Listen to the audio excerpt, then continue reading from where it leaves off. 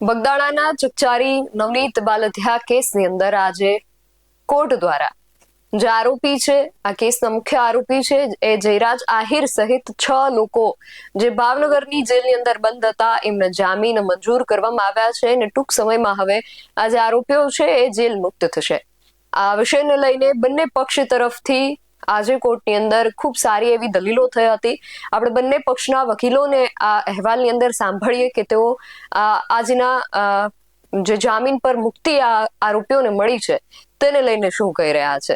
જય Hind, BSI TV news પર આપની સાથે હું છું નિધિ ગઢવી।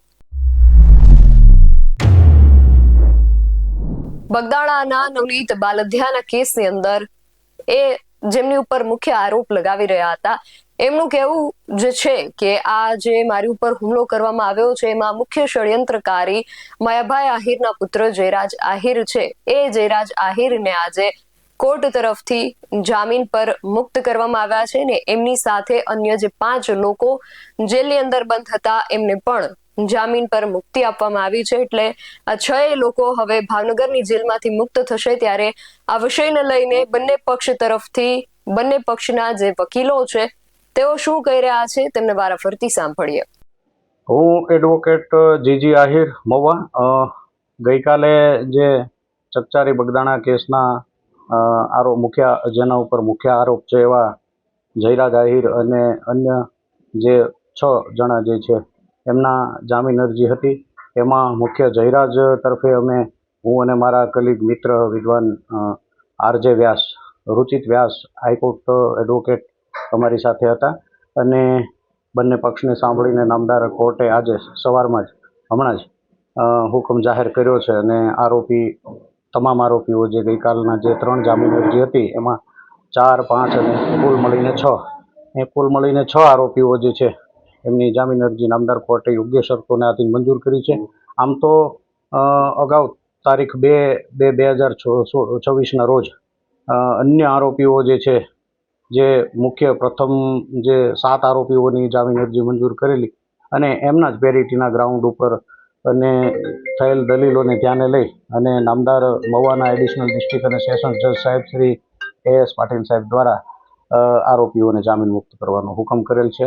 અને ખાસ કરીને આ જે ઘટનાને ચકચારી બનાવનારા તત્વો કે જેને આપણે એમ કહી શકીએ કે ભાઈ પરસ્પર સામાજિક મુદ્દો બનાવીને એટલે આપના માધ્યમથી એવું પણ કહેવા માગું છું કે નામદાર કોર્ટે અત્યારે હાલ વચગાળાની રાહત આપીને બધા જ આરોપીઓને જામીન મુક્ત કર્યા છે।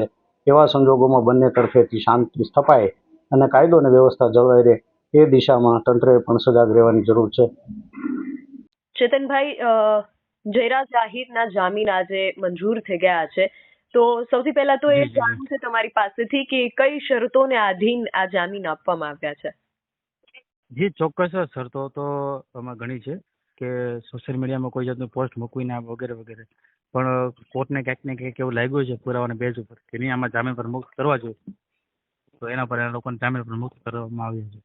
જી, અને કોર્ટની અંદર કયા પ્રકારની દલીલો બંને પક્ષથી કરવામાં આવી હતી? જી, કોર્ટમાં તો બંને પક્ષ અમારા તરફથી કે આવા બેઝ ઉપર લોકોને જામીન પર મુક્ત ન કરવા જોઈએ એમ માન્ય હાઈકોર્ટ અને સુપ્રીમ કોર્ટના જજમેન્ટ પણ મૂકવામાં આવ્યા હતા અને બચાવ પક્ષે પણ સંપૂર્ણ દલીલ કરવામાં આવી હતી। જી, તો હવે આગામી સમયમાં કયા પ્રકારના પગલાઓ લેવાની તૈયારીઓ થઈ રહી છે? જી ચોક્કસ અમે આગળ હવે લીગલ ટીમને વાત કરીશું અને આગળ જે કાંઈ પણ કાર્યવાહી કરવી પડે એ કરશું।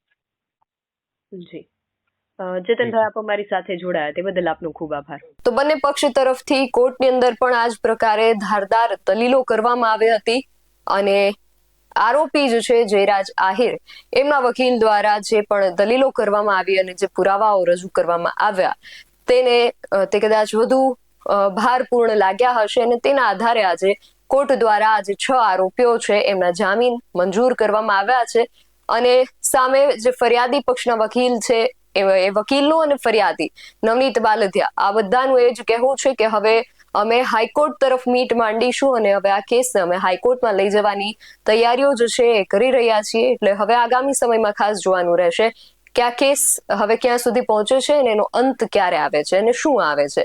તમારું આ વિષયને લઈને શું માનવું છે અમને કમેન્ટ કરીને ચોક્કસથી જણાવજો। આવા જ વધુ અહેવાલો સાથે મળતા રહીશું. તમે મારી યુટ્યુબ ચેનલને સબસ્ક્રાઇબ કરવાનું અને અમને ફેસબુક અને ઇન્સ્ટાગ્રામ પર ફોલો કરવાનું ભૂલશો નહીં. બાકી નવી અપડેટ્સ માટે આપ જોતા રહો PSI ટીવી ન્યૂઝ. નમસ્કાર.